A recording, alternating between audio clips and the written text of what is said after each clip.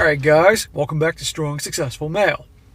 So for today, going to go a very entertaining story titled, I Turned Him Into a Monster and I Hope I Can Change Him Back to the Man He Once Was. And a big shout out to Ted for sending me this story. And guys, this story is coming from the perspective of the woman, the wife. And long story short, she has what she described as the perfect marriage. They all say that. Until one day, she cheated on her husband. And now she's having a literally Chernobyl type of meltdown about how he's treating her. Literally saying, I've turned him into a monster. Because this guy was great to her. And the kids and all that, did everything he could to take care of the family, personal sacrifices. And yet, their marriage wasn't as great as she was trying to make it out to be. And I could see through her BS. And ultimately, she cheats on him. And now, well, the way he's handling it isn't exactly the way she expected, and she just thought a bunch of apologies and all that could just make it better. And so many times, guys, once for a good guy who truly loves his wife or girl, whatever, and she betrays that trust, there's no going back. He's never going to get that out of his head, and especially if, well, I'm not going to say too much. I'll let you guys discover in real time, because let's just say, a little clue here, it wasn't just an act of cheating that she did. There was something that came about after as a result of the cheating, hint, hint, making the whole matter crazier. And the way the guy's handling it, aside from being what she describes as a monster, is also quite funny and not what she expected. So anyhow, guys, I will let you see in real time what is really happening here and going on. So it starts off, it says here, this is going to be a bit long, but this is acting as a way for me to vent and ask for other wayward women for advice in fixing my marriage. Well, I'll answer your question. I'll address it right now. You're not going to fix your marriage, honey. It's been going on 7 months since my husband discovered my affair. The both of us are 39 years old, and my husband before the discovery was sweet. He's not a perfect man. He has his quirks, but I was his world. Our family was his world. He worked long hours to make sure I stayed home and raised our son and daughter well. He would always do these sweet things just to brighten my day, and it did. My husband was the opposite in high school. He was rude, charming, and obnoxious, and used to get in a lot of fights. And he had a lot of girlfriends. And yet for some reason, the summer before our senior year, he wanted to talk to me. So they have a very long relationship going back to high school sweethearts. Okay? And notice he said here how he's sweet to her and all these things. He's got his quirks, but he's sweet and does all these things for me and the family to make us happy. This should be every woman's dream come true. And yet, how many stories have I covered? They end up cheating on guys just like that. I was the nerdy girl into video games, comic books, and cosplay. He was always nice to me ever since he moved into our town in the 8th grade. He was different. His family was different, and everyone wanted to hang out with him. I was invited to my first party because of him. He taught me how to dance salsa, and then he fell with the popular crowd, and I thought that was it. But that summer he walked into the comic shop and I was working in and just hung out all day talking to me and even walked me home. One day became many and we were dating by the summer's end. What is this, Greece? I had the greatest senior year of my life. I was part of the popular crowd and I went to so many parties, but my favorite moment was when it was just the two of us. Of course, I never slacked off. I studied hard and I made him study with me. We both got into the same college, and we were married shortly after graduation. Smack! Too young. Our son came a year and a half later, and our daughter 20 months after that. My husband worked hard for us during all this. He had trouble finding a job because he had no experience, so he worked odd jobs in construction, grave digging, janitorial, and as a receptionist, until he found a company that would give him a chance as a computer technician. So, this guy is a good man. He's busting his butt doing what he had to do for his family. Now, this is like 20 years ago, obviously. Do you think your typical 22-year-old American now, and I'm saying typical, not all, would be digging graves and doing construction and janitorial to just make ends meet before they got to get their foot in the door somewhere? You know, doing those odd jobs until somebody would give them a chance. Fat chance nowadays. So this is a gal should be pretty grateful to have as a father and husband. He'll do what he has to for his family. My husband put on a lot of weight during that time, but it never did decrease his S-word appetite. Not good, husband. I get being on the grind and working hard, long hours. It can be difficult, but you can't let yourself go. I make that abundantly clear. Women can't do it, and men can't do it. As for me, I kept my figure and maintained it as soon as we looked like a cartoony couple. A fat yet a muscular man with a slender fit wife. We even dressed as Barney and Betty Rubble one Halloween to emphasize that cliche. It's not like it didn't work out, he just had a hard time losing the body fat, but his S-word appetite was always high. Well, naturally, he was obviously in his 20s at that point, maybe even 30s, I guess. And I'm sure if he changed his diet, he would have been fine. For me, it was decreasing. It's not like I didn't want to have sex, it's just that I wasn't in the mood, and as the years passed, I wasn't in the mood for S-word favors as well. I was always tired. The kids really drained me. Cooking and cleaning really drained me. Yes, he did help with the laundry, cooking, and cleaning. Made sure Saturday was takeout day, and Sunday was daddy cook day. But I was still tired and not in the mood. I used to love it when he took it from me, but I still gave him more no's than yeses. It would affect his mood the longer we didn't have it. He'll snap and complain when we didn't have the you-know-what, and he would turn it into a marathon, and I would hate it because I would be sore for the next week, and he would still want more. So their marriage is turning into a stereotypical one, which guys that are watching this that were married understand. Before, they're hot and heavy before they get married. Then they have kids. Understandably, little kids can be draining, and all the responsibility going with that. And so mom and dad aren't hooking up as much anymore, but a healthy relationship, they'd still hook up, at least a couple times a week. But it sounds like it's non-existent. And this man has needs. And he's busting his ass and providing and all that, and cooking and cleaning. And she's claiming she's running out of energy. Now, typically, women, their sexual prime, honestly, is like in their 30s. That's when it goes through the roof. But for guys, their prime in terms of just wanting to nail everything in sight, particularly, is in their teens and early 20s. But again, remember how she's saying how she has low interest. And then watch what happens. Let's see, where did I leave off here? He would ask me to cosplay for him, and I didn't want to. However, he had no issues wearing the costumes I made for comic and video game conventions, knowing that he really hated it. Our lack of sex was a big issue for him. If they're not hooking up, they're just roommates. They're just roommates raising kids. And a man's got needs. We went to couples counseling, and our counselor said that my husband was borderline sex addict, but only wanted to have you-know-what with me. I then had myself checked out, and from the examination, it turned out that I have low estrogen, and I was even given several medications for it, but it still didn't work. My doctor soon told me that I was suffering from female impotence, something that I thought was made up. Now notice here that it sounds like the husband, even though he was dying to get some, he wasn't getting anywhere else. He was being a loyal husband. When there'd be other guys that would definitely look elsewhere after some point. So that says a lot about him. She says here, the affair, ding, ding, ding, wasn't planned. It wasn't romantic or something grandiose. It wasn't something that happened. I was out with my friends. Girls' night. We're all married, we all go to the same church, and we were just bowling and having fun. It was the first time since the lockdowns we got together, and we just had a blast. At the end of the game, all the ladies left, and instead of going home, I went to the lounge so I could wait out the buzz. And that was where I met my affair partner. He was young, in his early 20s, and he noticed I was reading a manga on my phone, and we began talking. I wish I could blame it on the alcohol, but I was only buzzed. I wish I could blame it on being lonely, but my husband always wanted me and gave me plenty of attention. I wish I could say that I had an unhappy marriage, but we were very happy. You sure about that, honey? In all honesty, I still don't know why I did it. I mean, I know how it happened. We talked for a few hours, he flirted, and I flirted back. He walked me to my car, and he kissed me. Instead of pushing him away, I kissed him back, and we had you-know-what in the motel next door.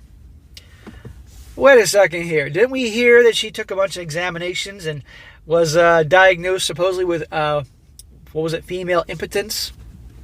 But all of a sudden, she's not interested in hooking up with her husband, but all of a sudden a young guy's paying attention to her, attention and validation. Oh, well, off to the motel next to the bowling alley. But I don't know why I did it. Well, I know why you did it. Attention and validation. It didn't last that long. At first, he tried to have me go down on him, and I refused. We just went at it, and it was very unsatisfying. About halfway through, I realized what the hell was doing, and I shoved him off me, apologized, and got dressed and left. What a nice big thank you to her husband here for everything he's done for her, all the sacrifices he's made, etc., etc. When I came home, my husband was asleep with the kid on the sofa, and I went into the shower and cried about what I did. I told myself it was a mistake and I would never ever happen again. When I came out of the shower, I let my husband and kids asleep on the sofa and went to bed, curled up into a ball and cried myself to sleep. The next day, I wanted to tell him the truth, but I was too scared. So I pretended it never happened. For 5 weeks, I pretended it never happened, and I soon realized I was late. I took a pregnancy test, and it showed I was positive, and I couldn't understand how. So it isn't bad enough to cheat on the guy that she was always turning away for the lovin'. Hooked up with another young dude that she met just the first time she went out for girls' night after being the lockdowns of COVID. And not only that, she gets pregnant. My husband and I did not have sex twice, but he had a vasectomy, and I made sure the night of the affair the man wore a condom. And even so, he never finished. I went to the doctor, and as it turned out, I was pregnant. What created a very awkward conversation, we came to the conclusion that the man must have removed the condom, and the doctor's telling me how it could have been pre-cum that did that. Oh, great. I was scared, and I scheduled an abortion. I couldn't keep this child. I couldn't do that to him. I was planning to keep this a secret. I got home, cried, and steadied myself for when the kids got home. But my husband came home early. I forced out a smile when he came home, but he was looking at me with rage. These things always come out. Our health equity emailed him with the new claim on the insurance. He asked who was the father, and I started crying. He repeated himself and asked how long was the affair. I was truthful. I told him that it was a one-time thing, and I pushed him off me, but he didn't believe me. So he repeated himself, but this time he yelled, and it felt like it went through my body. I told him the truth, and he grabbed me by the chin and slammed me against the wall. Not good. You can't blame him for being angry and all that, but not good. That could cause a whole lot of problems.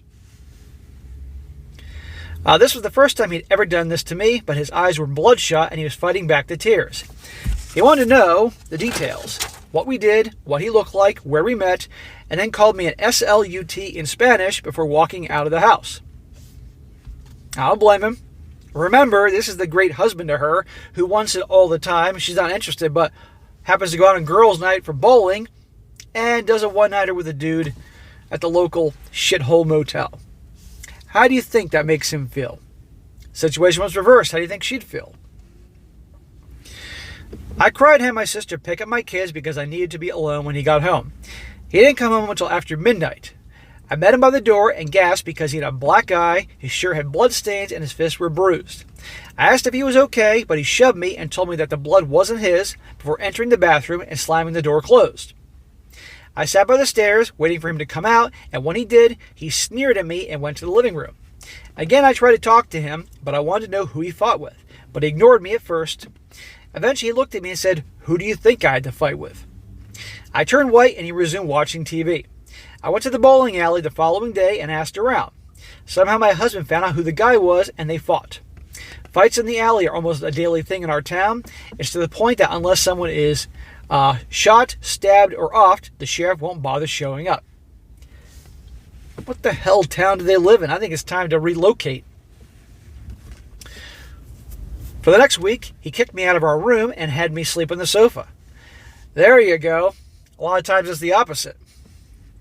I tried twice to sneak back into the bed. The first time he yelled at me to get out, and the second time he shoved me off the bed. I just looked at him when I got off the floor, and no words were said. But I went back to the sofa and cried.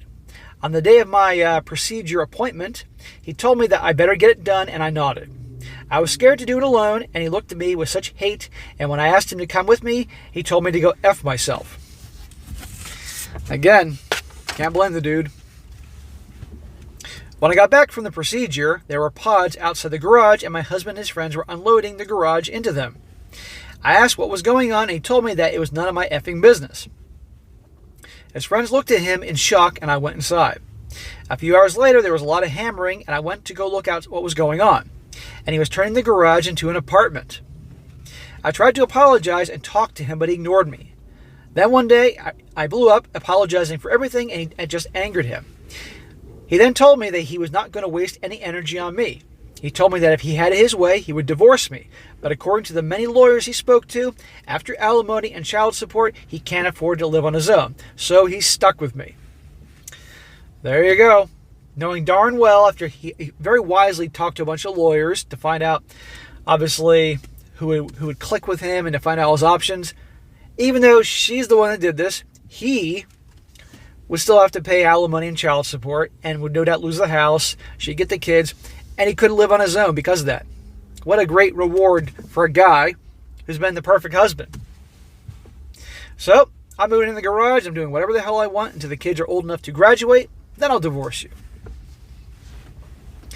The first month was awkward because it's hard to explain to the kids what was happening. I tried to invite him over to eat, but he ignored me. He'd come home, check on the kids, ignore me, and go into his garage apartment. The second month, I begged him to go to counseling, and he went. But he remained quiet, only to yell at me about cheating on him, and I had no excuse. Then came the gut punch. Now listen to this. I learned he's been screwing around with a lot of women. I thought he was lying just to hurt me, but the expression on his face said otherwise. The counselor asked him how many, and he said he doesn't keep count, but said he's been hooking up with random women almost every other day for the past 3 weeks. That's a lot of chicks in 3 weeks. But here's the deal. He would divorce her if he could. He can't, because he'd pretty much be living in a cardboard box. He couldn't make all the payments and actually live on his own. So he made the garage an apartment, which frankly he should have made her move into, to be honest with you. But since basically they're married but not a couple, he's having fun. He has that S-word appetite that he needs to have relief on. And she calls it a gut punch. She brought this on herself. The counselor asked him how many. He says he does keep count. You need to feel like a man and feel wanted. He's been using websites and apps, and when the counselor told him that 2 wrongs don't make a right, he fired back by telling her that it wasn't 2 wrongs. Female counselor, huh? The one that wants to probably make the guy forgive her and all that. I was the one who cheated, broke our vows, lied, got pregnant, and tried to hide it. He's just trying to adapt to his new situation where we pretend to be the happy couple when we're outside, but just roommates when we get home. It hurt me, but to me, I saw this as a way to still win him back. Lady, it ain't gonna happen. Okay? He, all those years, was trying to be the great husband and father, and this is what happened. You broke him. End of story. And that's what a lot of these women don't get, guys. The guy is broken, there's no repair. And he'd be gone if he could, but he can't. At least not till the kids are old enough to get out of the house and won't have to do child support anymore. The following month, he began to talk to various women in front of me, and this time I had enough. And I told him that I wanted a divorce, and he laughed at me. Told me to go right ahead, but he would make sure everyone knows what happened. He will scream from the hills, post it on our family's Facebook page, and place it in our annual holiday newsletter to all our friends and family. That quickly shut me up, and he told me to leave. But I didn't want to. We argued and argued. It felt good to get some sort of emotion from him, and somehow we ended up having you-know-what that lasted for hours. Number 1, they're hooking up, bad idea. But number 2, hear what she said? I argued with him and got some emotion out of him. What I tell you about don't argue with women, because they want to get a rise out of you. When they sometimes will pick fights or whatever, the thing that'll make them crazy for you to have the upper hand is silence. They start fighting, acting like jackasses, you walk away. And they want to get you worked up. They want the emotion. They want to get emotions out of you. Right here. Perfect example. When we were done, I was happy. I thought we were healing, but he told me to get out. That my usefulness outstayed my welcome. I couldn't believe that he said that to me, and I left. For the past few months, now it's been that way. Every once in a while, we hook up, and he will kick me out as soon as he is finished. He's treating you the way you behaved. He will still go out, and I know he's still hooking up with different women. However, we've been talking more, especially during counseling, but we're not healing. During one of our sessions, he told the counselor that something is broken in him. What did I tell you? The guy's broken. When he looks at me, he feels like he wasted years of his life and is now going through the motions. I asked him if there's any way we can start over, and he told me as soon as the kids are old enough for him to not pay child support, he'll be divorcing me, and walked out. There you go. He's making it as clear as can be. He's not hiding anything. I'm hooking up with other women. I'm biding my time. I'm here in case of an emergency. Obviously, I'm paying the bills for the kids. But the second those kids are old enough to move out, they're above age 18, I'm out of here. That's what he feels is all he can do. If he's so dead set on divorcing me, then why still go to counseling every week? I'm convinced he's just saying these things just to hurt me. The other day was our anniversary and our family threw us a party. He played the part of the happy husband and I hated myself for what I did to him, missing the way our marriage used to be. Then he held my hand and kissed my cheek during the party. Even the sappy speech he made, I wanted to believe it. When we got home, he put the kids to bed and I tried to initiate the sex. And we did, but as soon as it was over, he got up and left. I begged him to stay, but he just ignored me and I cried myself to sleep. I need help. I want my husband back. I want our life back. Is there any wayward who's been through this or something similar who can give me advice on fixing this marriage? Please help me out. Here's the advice. Accept it. It ain't gonna be fixed. It ain't gonna go back to the way it was. He's broken. It's done. End of story. So let this be a lesson to all the gals out there, the 4% that watch me. This is what happens when a guy is so good to you and you betray his trust. That amazingly great man, decent man, kind man can turn to a freaking monster overnight. And you don't want to mess with that. Best thing she can do is to give him space, to give him peace. Back away, leave him alone. If she has even any chance of fixing this, is to give this guy space. And leave him alone, do exactly what he says, end of story. But I want to get her hopes up. That's the problem. She has her hopes up. And I also might add that she had no problem hooking up with a guy for a random hookup. Because guys will hook up and that's it. But now that she's late 30s, maybe I guess at this point 40s, good luck trying to get a meaningful relationship at this age. I don't care how good looking you are. Okay? I mean, shit, Giselle, who's divorcing Tom Brady. I don't know how old she is, mid-40s, I guess, early 40s. She can get plenty of dudes that want to hook up with her. But do you think she's going to get a guy that's going to actually be in a relationship with her unless he's doing it for the money? The only guy Giselle's going to get that's going to want to be in a relationship with her will be an old man. Because to him, it'll be like, hey, I got a younger chick. Just like her. She could be a good-looking girl, this woman in the story. Good luck trying to get a relationship, and I think she knows it. And the idea of being alone scares the bejesus out of her. And, of course, she'll have to get a freaking job. And because she's used to the resource that he provides. But I don't blame this guy in the least. So, I wish him the best, and when the kids are old enough to move out, they're 18, legal adults, he doesn't have to child support, he can divorce her and move on. And of his whole life, he'll still have his whole life ahead. So, guys, this is yet another story. Pay attention to red flags, what can happen, all that, because, again, I think the thing that bugged him the most, probably, aside from the betrayal, was she wasn't interested in hooking up at all. Even though, in his mind, I'm doing all these great things for her, blah, blah, blah. And the first time she goes out on a girls' night, she hooks up with some random young guy at the bar. And I guarantee it was just for the attention and validation. So there you go about the whole, that makes him question the whole so-called physical issues that she may have had. All right, guys, that's it for today. Be sure to comment down below. Let me know what you think about this. And, guys, you come across a good story or article or personal story you'd like to share, by all means, email it to me, strongsuccessfulmale@gmail.com. Just give me some time to get to it, and I will down the road. If it works, because I'm getting more and more emails every day, which is awesome, but only so many can make the cut. And even if I see an email that you guys send me that is good, I may hold off for a while for a future video. But just give me time, and I'll definitely cover if it's a really good one. And be sure to like the video, share with your friends, and subscribe. And I'll catch you next time.